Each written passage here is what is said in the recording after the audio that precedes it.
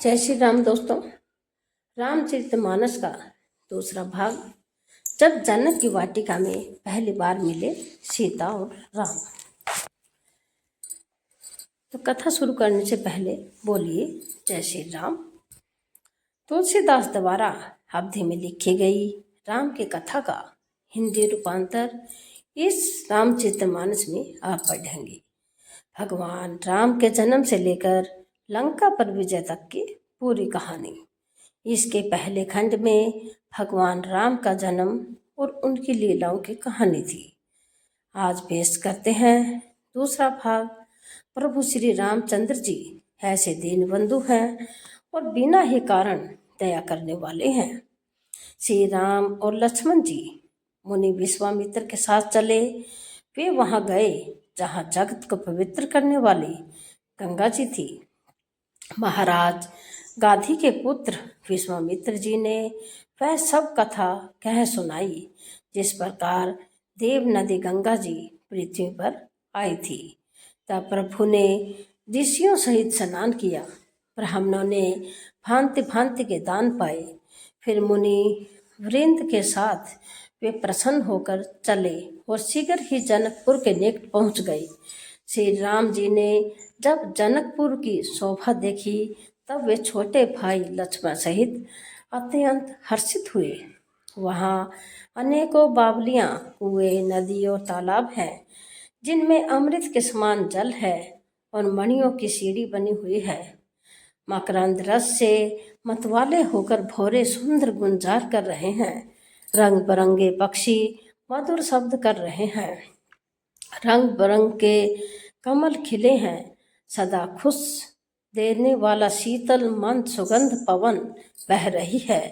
पुष्प वाटिका, बाग और वन जिनमें बहुत से पक्षियों का निवास है। फूलते फलते और सुंदर पत्तों से लदे हुए नगर के चारों ओर सुशोभित है। नगर की सुंदरता का वर्णन करते नहीं बनता। मन जहाँ जाता है वहीं लुभा जाता है। सुंदर बाजार है। मणियों से बने हुए विचित्र छज्जे हैं। मानो ब्रह्मा ने उन्हें अपने हाथों से बनाया है। कुबेर के समान श्रेष्ठ धनी व्यापारी सब प्रकार की अनेक वस्तुएं लेकर दुकानों में बैठे हैं। सुंदर चौराहे और सुहावनी गलियां सदा सुगंध से सींची रहती हैं। सबके घर मंगलमय है और उन पर चित्र कड़े हुए हैं जिन्हें मानो कामदेवी रूपी चित्रकार ने अंकित किए हैं। नगर के सभी स्त्री पुरुष सुंदर पवित्र साधु स्वभाव वाले धर्मात्मा ज्ञानी और गुणवान हैं। जहाँ जनक जी का अत्यंत अनुपम निवास स्थान है वहाँ के विलास को देखकर देवता भी थकित हो जाते हैं। मनुष्यों की तो बात ही क्या, राजमहल के परकोटे को देखकर चित्त चकित हो जाता है। ऐसा मालूम होता है मानो उसने समस्त लोगों की शोभा को घेर रखा है। उज्जवल महलों में अनेक प्रकार के सुंदर रीति से बने हुए मणि जटित सोने की जरी के पर्दे लगे हैं। सीता जी के सुंदर महल की शोभा का वर्णन किया ही कैसे जा सकता है। राजमहल के सब दरवाजे सुंदर हैं जिनमें व्रज के किवाड़ लगे हैं। वहाँ राजाओं, नटों, मागधों और भाटों की भीड़ लगी रहती है। घोड़े और हाथियों के लिए बहुत बड़ी बड़ी घुड़शालाएं और गजशालाएं बनी हुई हैं जो सब समय घोड़े, हाथी और रथों से भरी रहती है। बहुत से शूरवीर मंत्री और सेनापति हैं। उन सब के घर भी राजमहल सरीखे ही हैं। नगर के बाहर तालाब और नदी के निकट जहाँ तहाँ बहुत से राजा लोग डेरा डाले हुए हैं। अति अनुपज हैं जनक निवासु, विथ कही विबुध विलोकी विलासु। हो चकित जित कोट विलोकी, सकल सुवन शोभा जकी रोकी।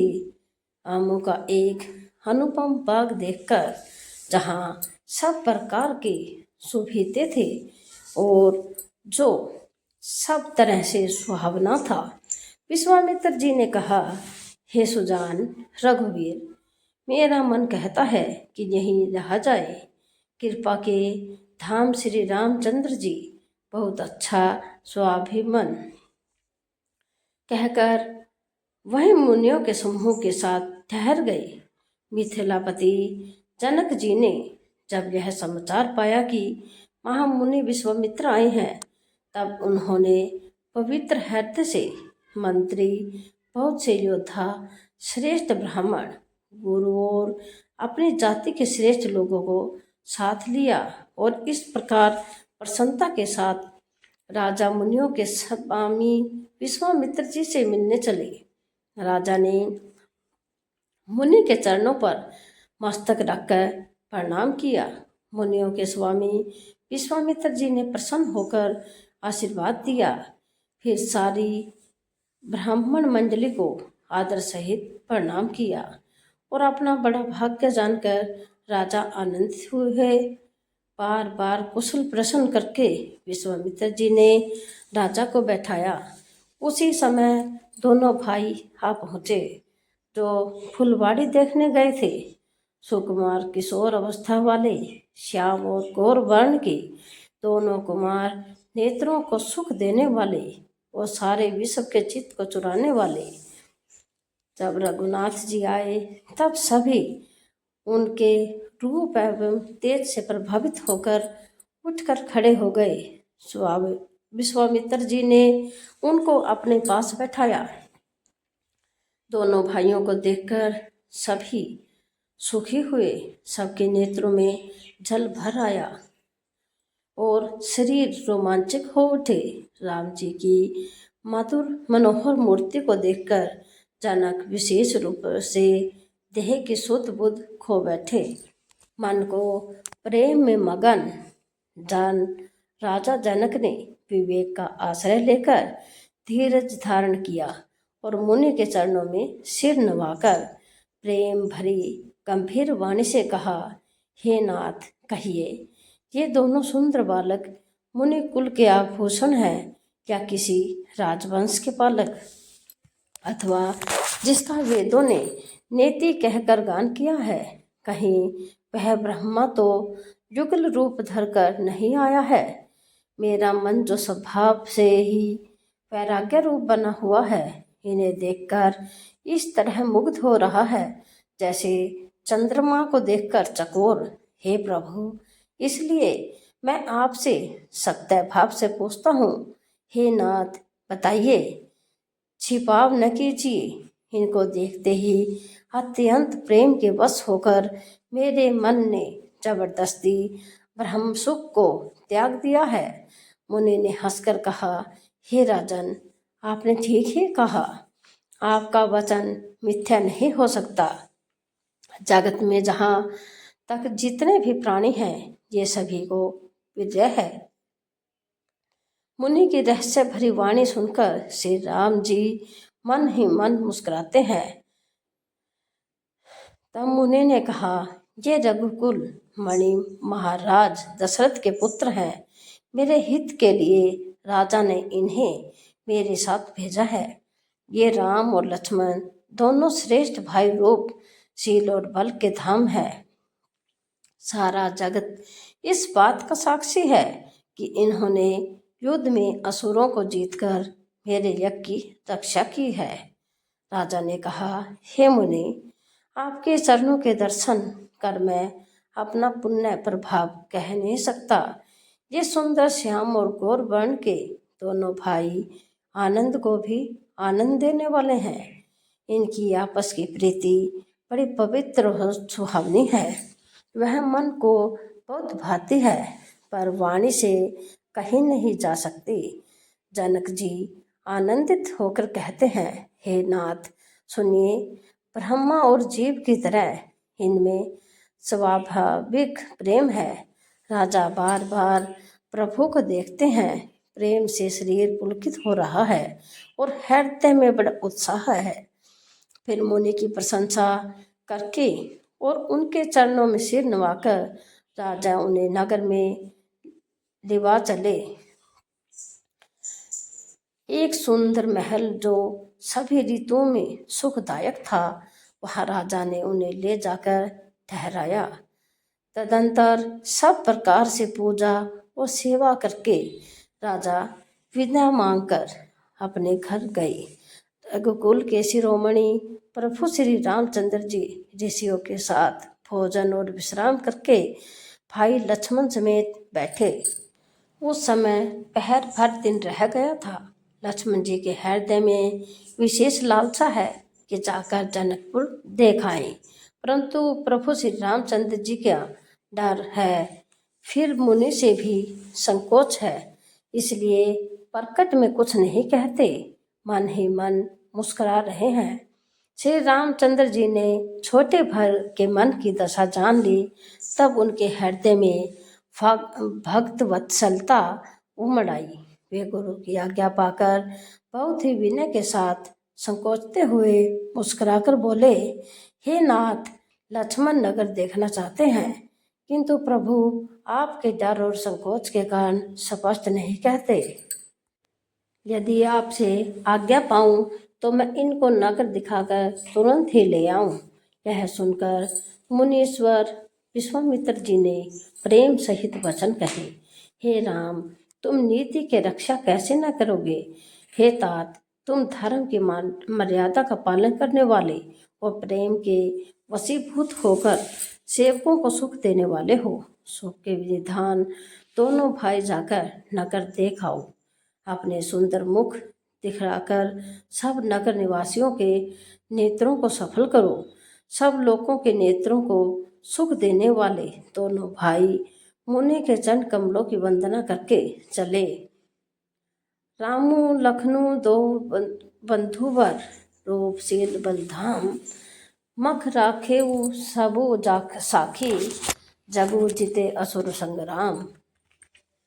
बालकों के झुंड इनके सौंदर्य की अत्यंत शोभा देखकर साथ लग गए। अनेक नेत्र, उनके नेत्र और मन उनकी माधुरी पर लुभा गए। दोनों भाइयों के पीले रंग के वस्त्र हैं, कमर के पीले पट्टे में तरकस बंधे हैं, हाथों में सुंदर धनुष बाण सुशोभित है। श्याम और गौर वर्ण के शरीर के अनुकूल सुंदर चंदन की खोर लगी है। सावरे और गोरे रंग की मनोहर जोड़ी है। सिंह के समान मजबूत गर्दन है, विशाल भुजाएं हैं। चौड़ी छाती पर अत्यंत सुंदर गजमुक्ता की माला है। सुंदर लाल कमल के समान नेत्र हैं। तीनों तापों से छुड़ाने वाला चंद्रमा के समान मुख है। कानों में सोने के कर्णफूल अत्यंत शोभा दे रहे हैं और देखते ही देखते देखने वाले के चित्त को मानो चुरा लेते हैं।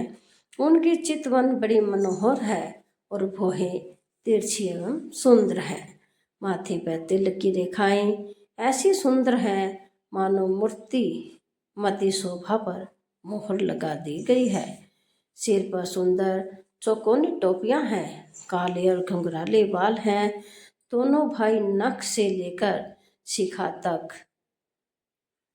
सुंदर हैं और सारी शोभा जहाँ जैसी चाहिए वैसी ही है। जब पुरवासियों ने यह समाचार पाया कि दोनों राजकुमार नगर देखने के लिए आए हैं, तब वे सब घर बार और सब काम काज छोड़कर ऐसे दौड़े मानो दरिद्री खजाना लूटने दौड़े हो। सब भाव ही से सुंदर दोनों भाइयों को देखकर वे लोग नेत्रों का फल पाकर सुखी हो रहे हैं। युवती स्त्री घर के झरोखे से लगी हुई प्रेम सहित श्री रामचंद्र के रूप को देख रही हैं। वे आपस में बड़े प्रेम से बातें कर रही हैं। हे सखी, इन्होंने करोड़ों कामदेवों की छवि को जीत लिया है। देवता, मनुष्य, असुर, नाग और मुनियों में ऐसी शोभा तो कहीं सुनने को में भी नहीं आती। भगवान विष्णु की 4 भुजाएं हैं, ब्रह्मा जी के 4 मुख हैं, शिव जी का विकट वेश है और उनके 5 मुंह हैं। हे सखी, दूसरा देवता भी कोई ऐसा नहीं है जिसके साथ इस छवि की उपमा दी जाए। इनकी किशोर अवस्था है, ये सुंदरता के घर सांवले और गोरे रंग के तथा सुख के धाम हैं। इनके अंग अंग पर करोड़ों अरबों कामदेवों को निछावर कर देना चाहिए। हे सखी, कहो तो ऐसा कौन शरीरधारी होगा जो इस रूप को देखकर मोहित न हो जाए। तब कोई दूसरी सखी प्रेम सहित कोमल वाणी से बोली, हे सियाणी, मैंने तो सुना है, उसे सुनो। ये दोनों राजकुमार महाराज दशरथ जी के पुत्र हैं। पाल राज हंसों का ससुंदर जोड़ा है। ये मुनि विश्वामित्र के यज्ञ की रक्षा करने वाले हैं। इन्होंने युद्ध के मैदान में राक्षसों को मारा है, जिनका श्याम शरीर और सुंदर कमल जैसे नेत्र हैं, जो मारीच और सुबाहु के मद को चूर करने वाले हैं और सुख की खान है। और जो हाथ में धनुष बाण लिए हुए हैं, वे कौशल्या जी के पुत्र हैं। इनका नाम राम है, जिनका रंग गोरा और किशोर अवस्था है, और जो सुंदर वेश बनाए हुए और हाथ में धनुष बाण लिए श्री राम के पीछे पीछे चल रहे हैं, वे इनके छोटे भाई हैं। उनका नाम लक्ष्मण है। हे सखी सुनो, उनकी माता सुमित्रा है। दोनों भाई ब्राह्मण विश्वामित्र का काम करके और रास्ते में मुनि गौतम की ऋषि स्त्री अहिल्या का उद्धार करके यहाँ धनुष यज्ञ देखने आए हैं। यह सुनकर सब स्त्रियां प्रसन्न हुई। श्री रामचंद्र जी की छवि देखकर कोई एक कहने लगी, यह वर जानकी के योग्य है। ये सखी, यदि कहीं राजा इन्हें देख ले तो प्रतिज्ञा छोड़कर हठपूर्वक इन्हीं से विवाह कर देगा। किसी ने कहा, राजा ने इन्हें पहचान लिया है और मुनि के सहित इनका आदरपूर्वक सम्मान किया है, परंतु हे सखी, राजा अपना प्राण नहीं छोड़ता। वह होनहार के वशीभूत होकर हठपूर्वक अविवेक का ही आश्रय लिया हुआ है।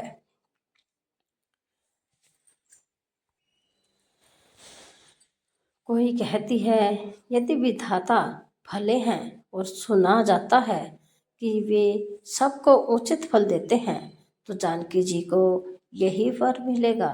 हे सखी, इसमें संदेह नहीं है। जो देवयोग से ऐसा संयोग बन जाए तो हम सब लोग कृतार्थ हो जाएं। हे सखी, मेरे तो इसी से इतनी अधिक आतुरता हो रही है कि इसी नाते कभी ये यहाँ आएंगे। विवाह न हुआ तो हे सखी सुनो, हमको इनके दर्शन दुर्लभ है। यह संयोग तभी हो सकता है जब हमारे पूर्व जन्मों के बहुत पुण्य हो। दूसरी ने कहा, हे सखी, तुमने बहुत अच्छा कहा, इस विवाह से सभी का परम हित है। किसी ने कहा, शंकर जी का धनुष कठोर है और ये साबले राजकुमार कोमल शरीर के बालक हैं।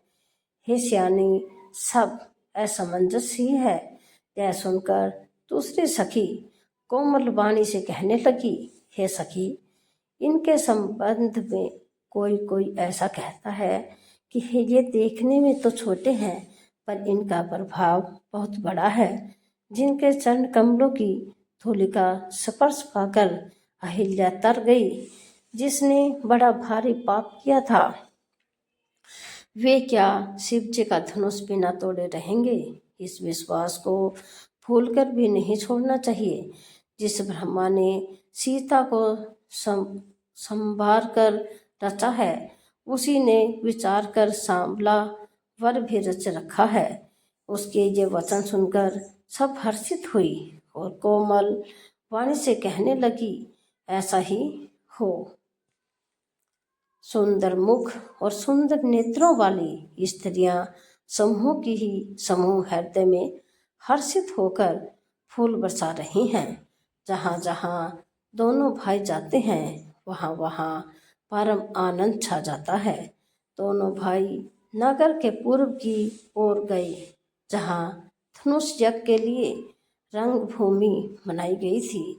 वहाँ बहुत लंबा चौड़ा सुंदर ढाला हुआ पक्का आंगन था, जिस पर सुंदर और निर्मल वेदी सजाई गई थी।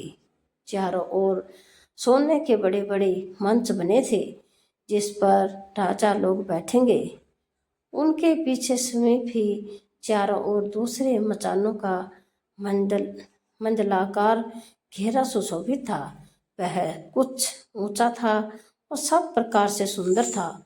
जहाँ जाकर नगर के लोग बैठेंगे, उन्हीं के पास विशाल एवं सुंदर सफेद मकान अनेक रंगों के बनाए गए हैं, जहाँ अपने अपने कुल के अनुसार सब स्त्रियां यथा योग्य बैठकर देखेंगी। नगर के बालक कोमल वचन कह कहकर आदरपूर्वक प्रभु श्री रामचंद्र जी को यज्ञशाला की रचना दिखला रहे हैं। सब बालक इसी बहाने प्रेम के बस होकर श्री राम जी के मनोहर अंगों को छूकर श्रेय से पुलकित हो रहे हैं। और दोनों भाई को देखकर उनके हृदय में अत्यंत हर्ष हो रहा है। श्री रामचंद्र जी ने सब बच्चों को प्रेम बस जानकर यज्ञभूमि के स्थानों की प्रेम पूर्वक प्रशंसा की। इससे बालकों का उत्साह और आनंद और प्रेम भी और भी बढ़ गया, जिससे वे सब अपनी अपनी रुचि के अनुसार उन्हें बुला लेते हैं और प्रत्येक के बुलाने पर दोनों भाई प्रेम सहित उनके पास चले जाते हैं।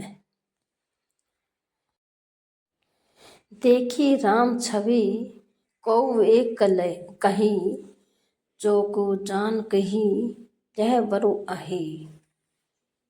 जो सखी इन्हीं देख नर नाहु, पन परिहरी हठी करही विवाहो। कोमल मधुर और मनोहर वचन कहकर श्री राम जी अपने छोटे भाई लक्ष्मण को यज्ञभूमि की रचा दिखलाते हैं, जिनकी आज्ञा पाकर माया लव निमेष में ब्रह्मांडों के समूह रच डालती है। वहीं तीनों की पर दया करने वाले श्री राम जी भक्ति का कारण धनुष यज्ञशाला को चकित होकर देख रहे हैं। इस प्रकार सब कौतुक देखकर वे गुरु के पास चले गए। देर हुई जानकर उनके मन में डर है।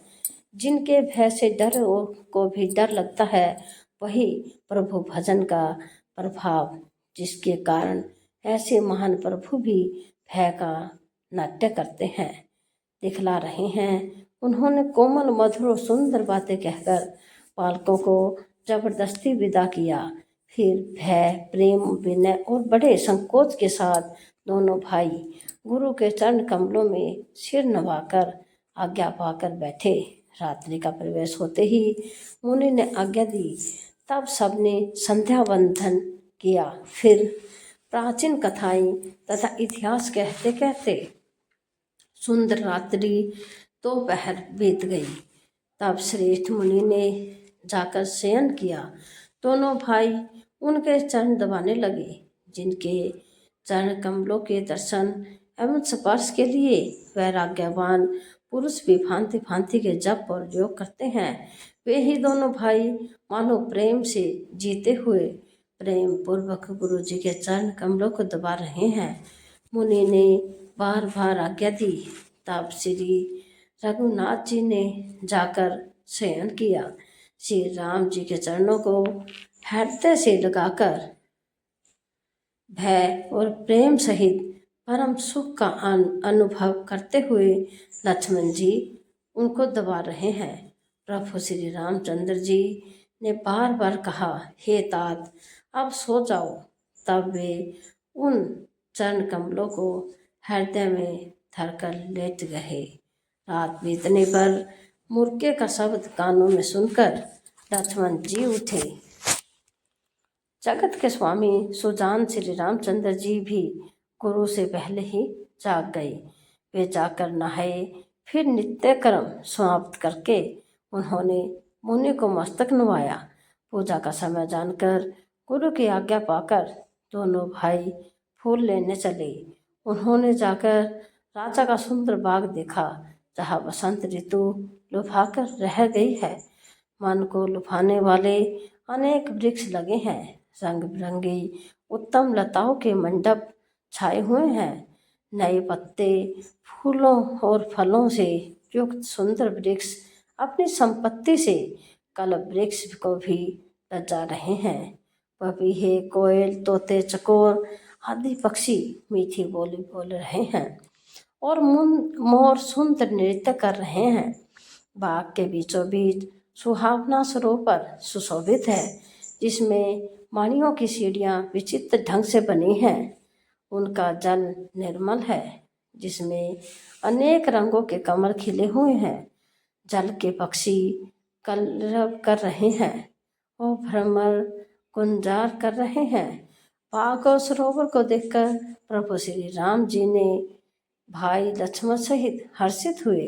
यह बाग वास्तव में परम रमणीय है, जो जगत को सुख देने वाले श्री राम जी के सुख दे रहे हैं। योग्य सुंदर वर मांगना। एक सखी सीता जी का साथ छोड़कर फुलवाड़ी देखने चली गई। जिसने जाकर दोनों भाइयों को देखा तो प्रेम में विहल होकर वह सीता जी के पास आई। सखियों ने उनकी दशा देखी तो उसका शरीर पुलकित है और नेत्रों में जल भरा है। सब कोमल वाणी से पूछने लगी कि आपने प्रसन्नता का कारण बता। उसने कहा, तो राजकुमार बाग देखने आए हैं, किशोर अवस्था के हैं, जो सब प्रकार से सुंदर हैं। वे सांवले और गोरे रंग के हैं। उनके सौंदर्य को मैं कैसे बखान कर कहूँ। वाणी बिना नेत्र की है और नेत्रों की वाणी नहीं है। यह सुनकर और सीता जी के हृदय में बड़ी उत्कंठा जानकर सब सियानी सखियां प्रसन्न हुई। तब एक सखी कहने लगी, हे सखी, ये वही राजकुमार है जो सुना है कि कल विश्वामित्र मुनि के साथ आए हैं। सकुची सिय तब नैन उधारे, सन्मुख दो रघुसिंध निहारे। नखशिख देखी राम के शोभा, सुमेर पिता पनु मनु अति शोभा। और जिन्होंने अपने रूप की मोहिनी डालकर नगर के स्त्री पुरुषों को अपने वश में कर लिया है, जहाँ तहाँ सब लोग उन्हीं की छवि का वर्णन कर रहे हैं। अवश्य चलकर उन्हें देखना चाहिए कि वे देखने के योग्य हैं। उनके वचन सीता जी को अत्यंत ही प्रिय लगे और दर्शन के लिए उनके नेत्र अकुला उठे। उसी प्यारी सखी को आगे करके सीता जी चली। पुरानी प्रीति को कोई लख नहीं पाता। नारद जी के वचनों का स्मरण करके सीता जी के मन में पवित्र प्रीति उत्पन्न हुई। वे चकित होकर सब और इस तरह देख रही है, मानो डरी हुई मृग छोनी इधर उधर देख रही हो। कंकन, करधनी और पायजेब के शब्द सुनकर श्री राम जी हृदय में विचार कर लक्ष्मण से कहते हैं, यह ध्वनि ऐसी आ रही है मानो कामदेव ने विश्व को जीतने का संकल्प करके डंके पर चोट मारी है। ऐसा कहकर श्री राम जी ने फिर कर उस ओर देखा। श्री सीता जी के मुख रूपी चंद्रमा को निहारने के लिए उनके नेत्र चकोर बन गए। सुंदर नेत्र स्थिर हो गए, मानो नीमी ने जिनका सबकी पलकों में निवास गया है। लड़की दामाद के मिलन प्रसंग को देखना उचित नहीं, इस भाव से सकुचाकर पलकें छोड़ ली। सीता जी की शोभा देखकर श्री राम जी ने बड़ा सुख पाया। हृदय में वे उसकी सराहना करते हैं, किंतु मुख से वचन नहीं निकलते। वह शोभा ऐसी अनुपम है मानो ब्रह्मा ने अपनी सारी निपुणता को मूर्ति मान कर संसार को प्रकट करके दिखा दिया हो। सीता जी की शोभा सुंदर को भी सुंदर करने वाली है। वह ऐसी मालूम होती है मानो सुंदरता रूपी घर में दीपक की लो जल रही हो। तब तक सुंदरता रूपी भवन में अंधेरा था। वह भवन मानो सीता जी की सुंदरता रूपी दीप शिखा को पाकर जगमगा उठा है। पहले से भी अधिक सुंदर हो गया है। सारी उपमाओं को तो कवियों ने झूठा कर रखा है। मैं जनक नंदिनी श्री सीता जी की किससे उपमा कर दूं? इस प्रकार हृदय में सीता जी की शोभा का वर्णन करके और अपनी दशा को विचार कर प्रभु श्री राम जी की पवित्र मन से अपने छोटे भाई लक्ष्मण से समय अनुकूल वचन बोले, हे तात, यह वही जनक जी की कन्या है जिसके लिए धनुष यज्ञ हो रहा है। सखियां इसे गौरी पूजन के लिए ले आई हैं। यह फुलवाड़ी में प्रकाश करती हुई फिर रही है, जिसकी अलौकिक सुंदरता देखकर स्वभाव से ही पवित्र मेरा मन शुद्ध हो गया है। वह सब कारण तो विधाता जाने, किंतु हे भाई सुनो, मेरे मंगलदायक दाहिने अंग फड़क रहे हैं। रघुवंशियों का यह सहज जन्मगत स्वभाव है कि उनका मन कभी कुमार्ग पर पैर नहीं रखता। मुझे तो अपने मन का अत्यंत ही विश्वास है कि जिसने स्वप्न में भी प्यारी स्त्री पर दृष्टि नहीं डाली है। रण में शत्रु जिसकी पीठ नहीं देख पाते, प्राय स्त्रियां जिसके मन और दृष्टि को नहीं खींच पाती, और भिखारी जिनके यहाँ से खाली हाथ नहीं लौटते, ऐसे श्रेष्ठ पुरुष संसार में थोड़े हैं। जो श्री राम जी छोटे भाई से बातें कर रहे हैं, पर मन सीता जी के रूप में लुभाया हुआ उनके मुख रूपी कमल के छवि रूप मकरंद रस को भोरे की तरह पी रहा है। सीता जी चकित होकर चारों ओर देख रही है। मन इस बात की चिंता कर रहा है कि राजकुमार कहाँ चले गए। बाल मृग नैनी यानी कि मृग के छोने की सी आंख वाली सीता जी जहाँ दृष्टि डालती है, वहाँ मानो श्वेत कमलों की कतार बरसाती है। तब सखियों ने लता की ओट में सुंदर श्याम और गौर कुमारों को दिखलाया। उनके रूप को देखकर नेत्र लज्जा उठे। वे ऐसे प्रसन्न हुए मानो उन्होंने अपना खजाना पहचान लिया। श्री रघुनाथ जी की छवि देखकर नेत्र थकित यानी निश्चल हो गए। पलकों ने भी गिरना छोड़ दिया। अधिक स्नेह के कारण शरीर विहल हो गया, मानो शरद ऋतु के चंद्रमा को चकोरी देख रही हो। नेत्रों के रास्ते श्री राम जी को हृदय में लाकर चतुर शिरोमणि जानकी जी ने पलकों के किवाड़ लगा दिए। जब सखियों ने सीता जी को प्रेम के वश जाना, तब वे मन में संकोचा गई, कुछ कह नहीं सकती थी। उसी समय दोनों भाई लता मंडप में से प्रकट हुए, मानो दो निर्मल चंद्रमा बादलों के पर्दे को हटाकर निकले हों। दोनों सुंदर भाई शोभा की सी सीमा है। उनके शरीर की आभा नीले और पीले कमल की सी है। सिर पर सुंदर मोर पंख सुशोभित हैं।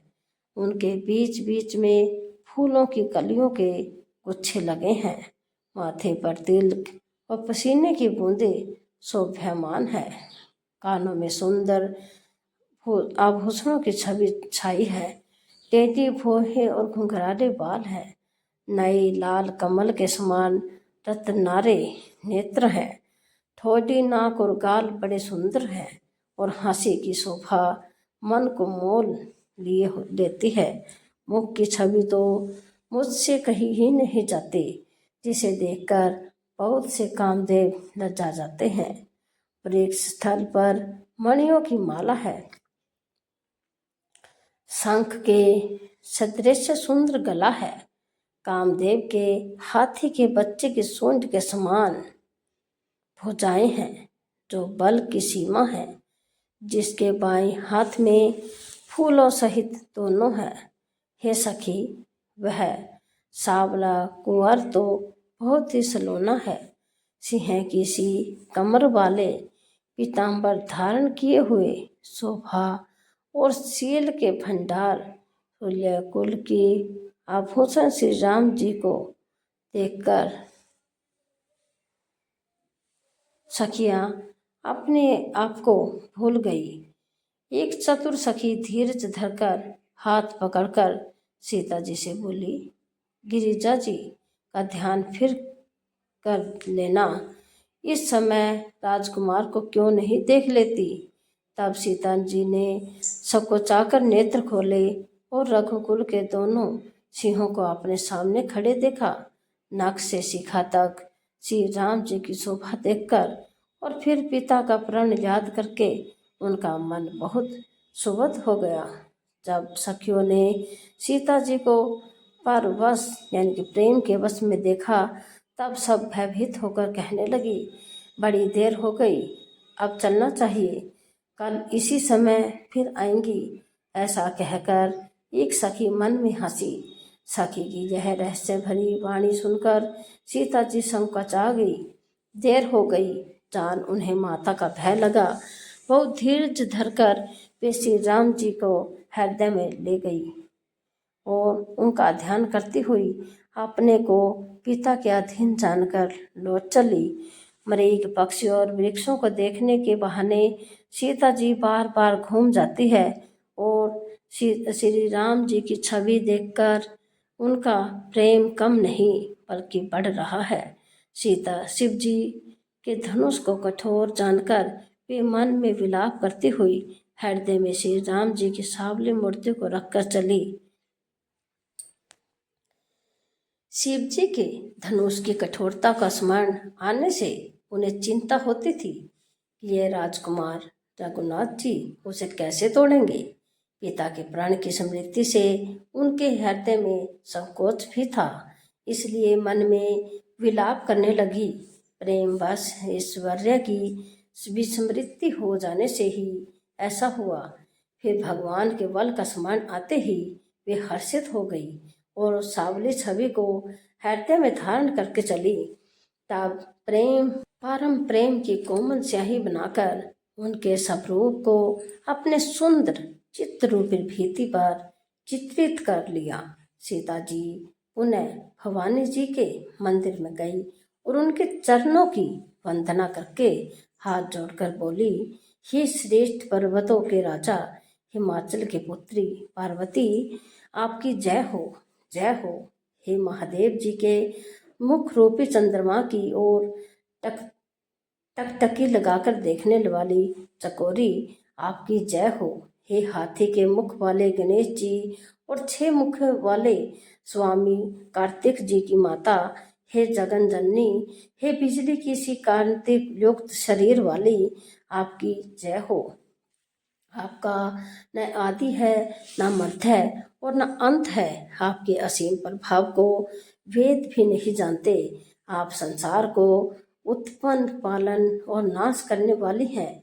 वे सबको मोहित करने वाली और स्वतंत्र रूप से विहार करने वाली हैं। पति को इष्ट देव मानने वाली श्रेष्ठ नारियों में हे माता, आपकी प्रथम गणना है। आपकी अपार महिमा को हजारों सरस्वती और शेष जी भी नहीं कह सकते। हे भक्तों को मुंह मांगा वर देने वाली, हे त्रिपुर के शत्रु शिव जी की प्रिय पत्नी, आपकी सेवा करने से चारों फल सुलभ हो जाते हैं। हे देवी, आपके चरण कमलों की पूजा करके देवता, मनुष्य और मुनि सभी सुखी हो जाते हैं। मेरे मनोरथ को आप भली भांति जानती हैं, क्योंकि सदा आप सबके हृदय रूपी नगरी में निवास करते हैं। इसी कारण मैंने आपको उसको प्रकट नहीं किया। ऐसा कहकर जानकी जी ने उनके चरण पकड़ लिए और गिरिजा जी सीता जी के विनय और प्रेम के वश में हो गई। उनके गले की माला खिसक पड़ी और मूर्ति मुस्कुराई। सीता जी ने आदरपूर्वक उस प्रसाद माला को सिर धर धारण किया। गौरी जी के हृदय हर्ष से भर गया और वे बोली, हे सीता, हमारी सच्ची आशीष सुनो, तुम्हारी मनोकामना पूर्ण होगी। नारद जी का वचन सदा पवित्र और सत्य है। वही वर तुमको मिलेगा जिसमें तुम्हारा मन अनुरक्त हो गया है। वही सब भाव से ही सुंदर सावला वर तुमको मिलेगा। वह दया का खजाना और सुजान है, तुम्हारे शील और स्नेह को जानता है। इस प्रकार श्री गौरी जी का आशीर्वाद सुनकर जानकी जी समेत सब सखियां हृदय में हर्षित हुई।